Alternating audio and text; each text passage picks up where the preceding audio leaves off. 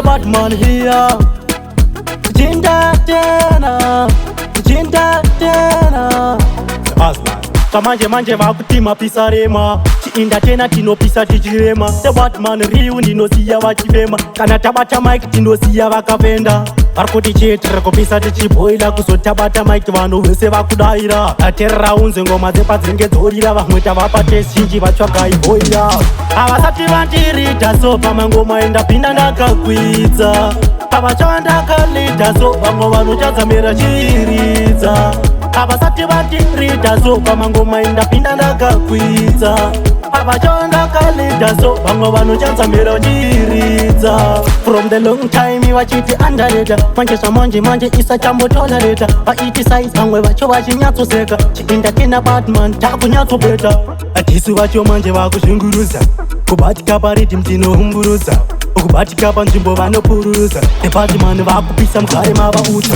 Havasati vandirita so pamangoma endapinda ndakakwidza. Pavacha ndakalita so vamwe vanochadzamira chiridza. Havasati vandirita so pamangoma endapinda ndakakwidza.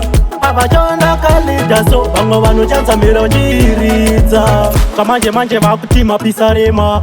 Chiinda tena tinopisa tichirema. The bad man riu ndinosiya vachifema. Kana tabata mic tinosiya vakavenda. Varikuti chete kupisa tichiboila kuzotabata mic vanhu vese vakudaira. Aterera unze ngoma dzepadzinenge dzorira vamwe tavapa test zhinji vatsvaga iboira. Havasati vandirita so pamangoma endapinda ndakakwidza. Pavacha ndakalita so vamwe vanochadzamira chiridza.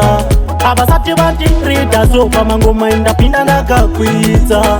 Pavacha ndakalita so vamwe vanochadzamira chiridza. From the long time vachiti underrated. Manje zvamanje isachambotolereta. Vaiti size vamwe vacho vachinyatsoseka. Chiinda tena batman takunyatsopeta. Atisi vacho manje vakuzvingurudza. Kubatika pariddim tinoumburudza. Ukubatika panzvimbo vanopururudza. Department vakupisa mugare mavaudza.